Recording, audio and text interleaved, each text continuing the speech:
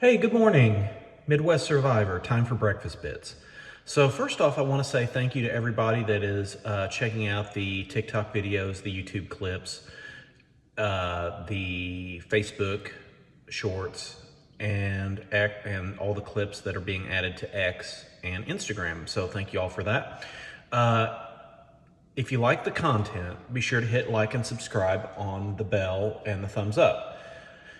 I know this is a lot of information to take in. I know this is a lot of things that are going on, but listen, it's not about me. It's about helping other people, and it's about helping not only just men, but everybody that has experienced, emotional abuse, mental abuse, abuses in leadership, church abuse,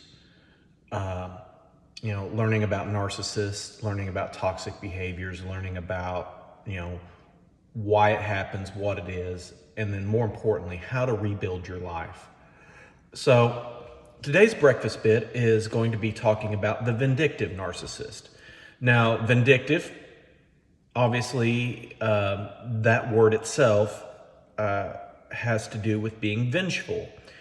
Vindictive people are people that are constantly, continually trying to get back either a direct slight, a perceived slight, or some kind of hurt that has been inflicted in their lives.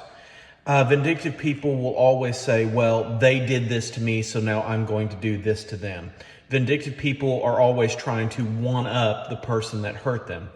Vindictive people are always trying to look for revenge, look for opportunities to get even, or over anything that is either direct or perceived. The common thing that you'll hear with a vindictive person is you'll regret doing blah blah blah blah blah, or you will not get away with blah blah blah blah blah. Those are terms that are commonly used with vindictive people. Well, you did this to me, so now I'm going to punish you this way. You're going to have to endure the consequences of your blah, blah, blah, blah, blah, blah.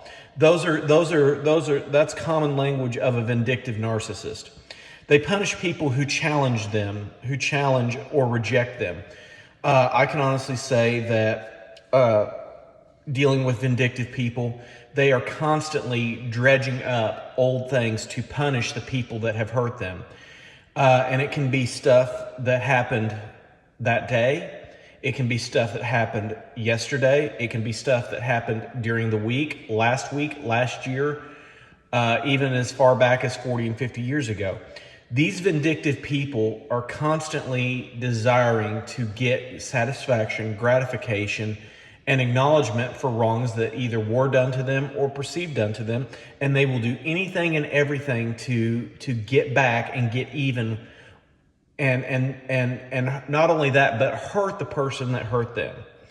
They hold grudges long after the conflicts have ended, long after the hurt has passed them by, and more often than not, long after the person that inflicted the injury has long forgotten about it, moved on, or even has just passed on.